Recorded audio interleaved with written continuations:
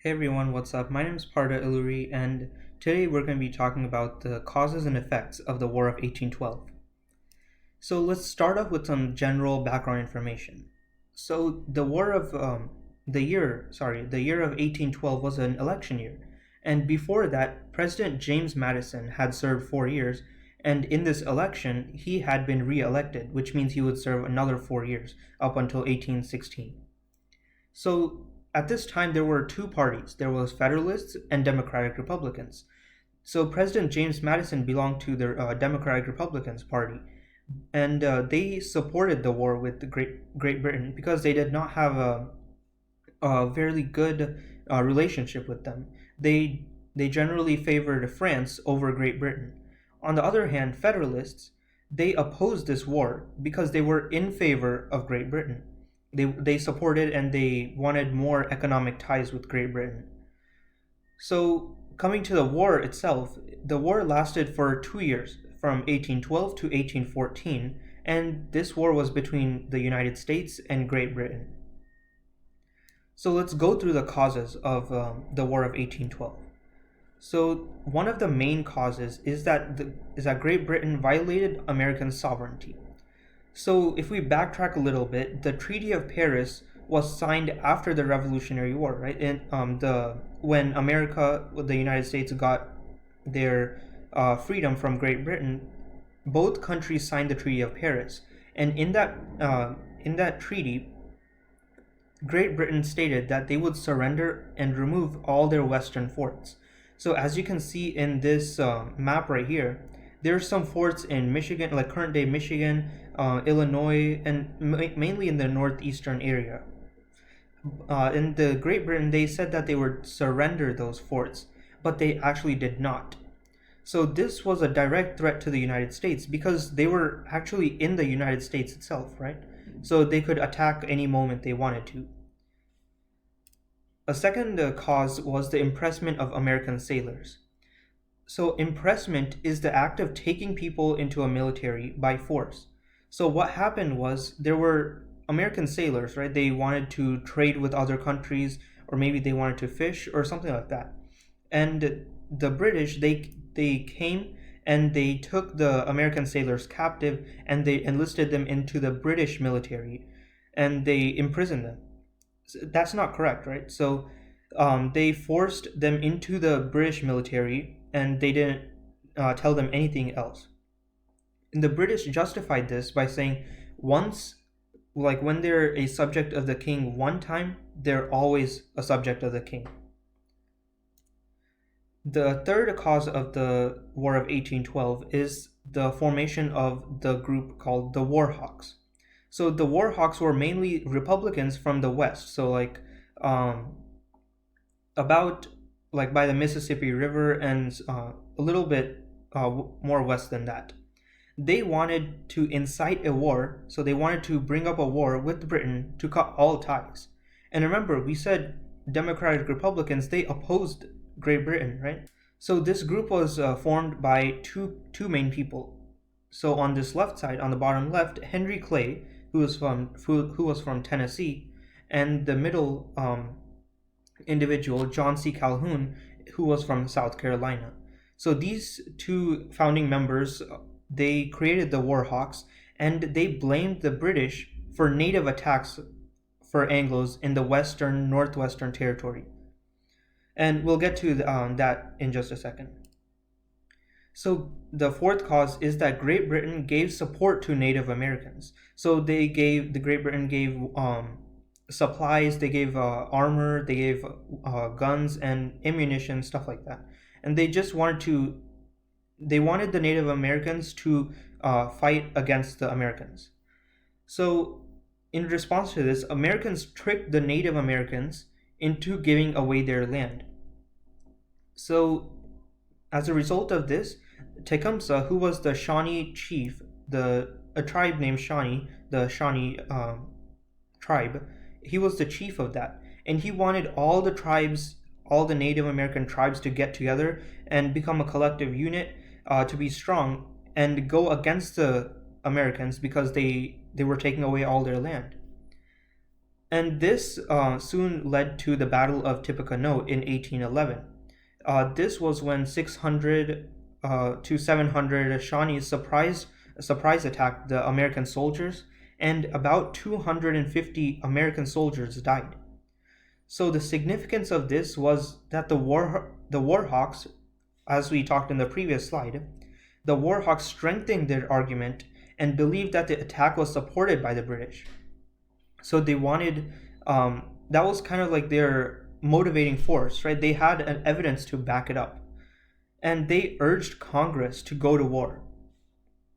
And this eventually led to the War of 1812. So on June 1st, 1812, James Madison asked Congress for a declaration of war. And before this actually happened, before James Madison declared war, Great Britain actually surrendered. Well, they didn't surrender, but they gave in to the American conditions. But their conditions and their letters, they arrived to to the United States like 2 days late, and that miscommunication that sparked the War of 1812. So on getting into the details about the war itself, on the American side there were about 6,700 standing army soldiers members, but they were mainly old members because they served in the Revolutionary War with George Washington, and they also had 16 ships. Now that may sound like a little bit big, right?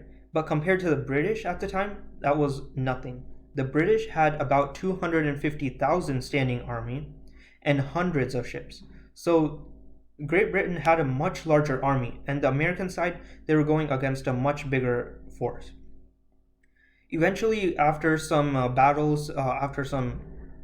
significant battles, the War of 1812 ended with the Treaty of Ghent, and this was signed on December 24th in 1814. So after this war, there should be some major effects, right? So one of the major effects is that it was considered the second war for independence. The War of 1812 essentially proved America to be a strong and stable nation. So all the other countries, international countries, before they didn't support it because they just brushed it off. It was a small new country. But now after the United States had defeated Great Britain, it urged a lot of support, and other countries respected the United States as a sovereign nation. And then domestically inside the country, it instilled a greater sense of nationalism among American citizens because they're proud, right? And it's respectable. They're proud that their country was able to defeat a bigger army and nation. And this second war for independence also led to the creation of the Monroe Doctrine. So the Monroe Doctrine was written by James Monroe and John Quincy Adams. And this is actually the nation's first articulation of foreign policy. So this detailed what to do with other countries, how to trade with them, how to go into war with them, and stuff like that. So mainly how, like diplomatically, how to arrange foreign ties. And after the War of 1812, this time period, like with the sense of nationalism, this period came to be known as the era of good feelings. The second effect is the reorientation of the Democratic Republican Party. So previously, as we saw, Democratic Republicans wanted states to have more power. They didn't want the national government to have power. Rather, they wanted the states. And they wanted the states to have their own rules, own policies, and stuff like that. But after the War of 1812, this proved to Democratic Republicans that small government was ineffective. So it essentially said that all these states needed to work together in order to be a strong force. And as I put it in quotes, the new Republican Party was interested in expanding federal power. So they, like all all the main members of the Democratic Republican Party, they changed their minds. So they wanted more federal power now, and they let go of all their previous ideas. On the other hand, with the Federalist Party, it didn't really serve any more purpose. It just kind of died out. But there was a small group of Federalists who opposed the war, right? And they formed the Hartford Convention.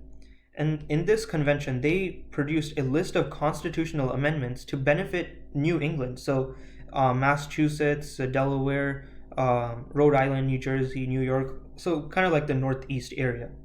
So, they wanted to support New England economically. But with the Hartford Convention, it kind of seemed that like other people, so Democratic Republicans and independent people, they saw Federalists as traitors and non-patriots because um,